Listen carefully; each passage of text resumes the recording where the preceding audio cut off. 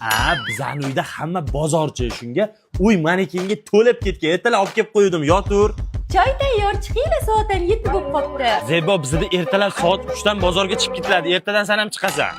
Oyijon, rosa kam gap ekanlar. Hozir klient kelsin, ko'rasan gapirishlarni. Turadi. Mayli bo'lsa, unda qorasini oling, barcha zo'r qiladi. Ozroq qilib ko'rsatdi, erga deb ketasiz, yer chiqadi, sizga oling mana bilan savas to'g'ri ket. Kelin, ana 89-do'konga qarang, qani klient bormi ekan? Ha, bo'ladi. Nima kerak ekan sizga? Yo'q, oyijon, klient bormi, yo'q, bilib kelgin deb jo'natuvdilar. Yo'q ekan. Men sizni shpion qilib jo'natdim-ku. Oyijon, meni kiyimi bo'lish uchun dudingiz 250 mingdan sotib yuboribman, zarar qilib qo'ymadimmi? Hech qilsa o'zi 25 mingdan kelgan. Oyijon, ko'chadan sudrab bo'lsa ham klient olib keling, dudingizni olib keldim. Qilar to'ldi, kelin, dona sotmaymiz deb aytib yuboring. Dona sotmas ekanmiz, ketiring. Bozor shunaqa shovqin qalaqchi deysizlar.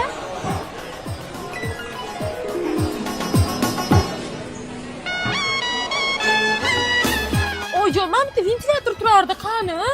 Yaxshi klient chiqdi, sotib yubordim. Yaxshi klient chiqsa sotib olish kerakmi? Voy, mashinamiz qani? Yaxshi klient chiqdi, sotib yubordik. Ha, pul yuradigan oila ekansizlar-ku.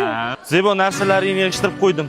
Bu endi senga begona. Nima xato qildim? Kechiring, endi yaxshi savdo qilaman. Prosta uyga yaxshi klient chiqdi, sotib yubordik.